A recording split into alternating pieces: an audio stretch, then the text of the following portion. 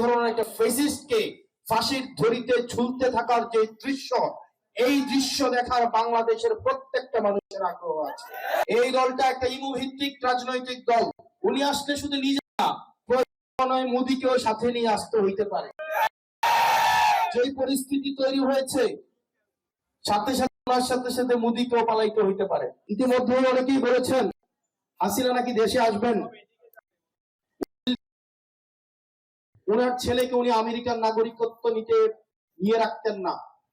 ওনার ছেলে হচ্ছেন আমেরিকার নাগরিক, ওনার মেয়ে হচ্ছে কানাডিয়ান নাগরিক, ওনার বোন হচ্ছে ব্রিটেনের নাগরিক, ওনার বোনের ছেলে এবং হচ্ছে ব্রিটেনের নাগরিক, ওনার স্বজনের ধারে কাছে কেউ বাংলাদেশের নাগরিক নেই।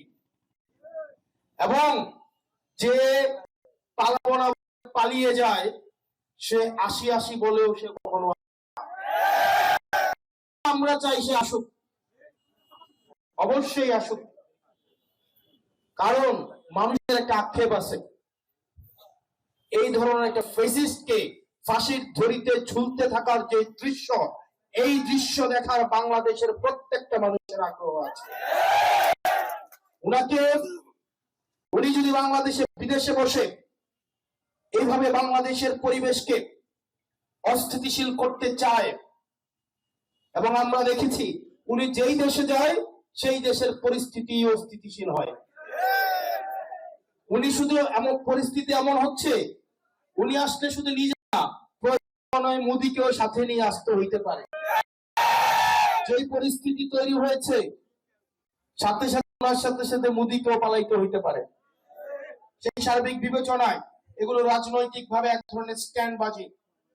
এখন ইমুভিত্তিক এবং ভিত্তিক একটি রাজনৈতিক দলে এই দলটা পরিণত হয়েছে। এই দলটা একটা ইমুভিত্তিক রাজনৈতিক দল।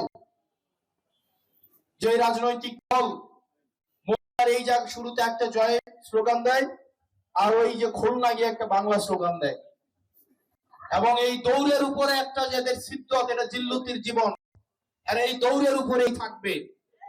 কোন রাজনৈতিক দল মিডনাইটে রাতের 3টা বাজে মাস্ক পরে 10 জনের রুমের মধ্যে একটা মিছিল দিয়ে তাদের রাজনীতি হয়ে যায় না। রাজনীতির যে অবস্থা হয়েছে, এটা তারা প্রত্যেকদিন মানুষকে মনে করিয়ে দেয় এটা হচ্ছে আমাদের পরিণতি। সারা বিশ্বের একটা উদাহরণ, যারা পৃথিবীতে জালিমের এবং জুলুমের শাসন কায়েম করবে তাদের পরিণত হবে এটাই। রুমের মধ্যে 10 জন মাস্ক পরে ব্যানার লাগিয়ে গলার টুনটা নিচে নামিয়ে একটা স্লোগান দিবে জয়, 10 মিনিট পরে দিবা, এবং 1 মিনিটের মধ্যে এই জায়গাটা ছেড়ে, এটা হচ্ছে তাদের পরিণতি। প্রিয় বাংলাবাসী, আমরা একটা রাজনীতির গুণগত পরিবর্তন চাই। আপনারা আগে দেখেছেন গরিবের ছেলেরা পড়াশোনা করবে, পড়াশোনা কষ্ট করে করবে, পরবর্তীতে বেকার থাকবে, আন্দোলন করবে, এবং সেটার মধ্য দিয়ে রাজনীতির ছেলেরা বিদেশে থাকবে, সেখানে সমৃদ্ধ একটা জীবন কাটাবে, সময় সুযোগ পেলে দেশে এসে তারা নিজেরা নেতা হয়ে যাবে। আর গরিবের ছেলেরা নেতার পিছনে ঘুরতেই থাকবে, আর নেতার ছেলে বিদেশে পড়াশোনা করে এসে আবার নেতা হয়ে যাবে। এই যে রাজনীতির দুষ্ট চক্র, এই দুষ্ট চক্রটা আমরা ভাঙতে চেয়েছি। সেটির অংশ হিসাবে শুধুমাত্র নেতার ছেলেই নেতা হবে এই জায়গা না, মেধা দিয়ে যার যোগ্যতা থাকবে, যার মেধা থাকবে, তার নিজের যোগ্যতায় সে হচ্ছে নেতৃত্বের জায়গায় উঠে আসবে।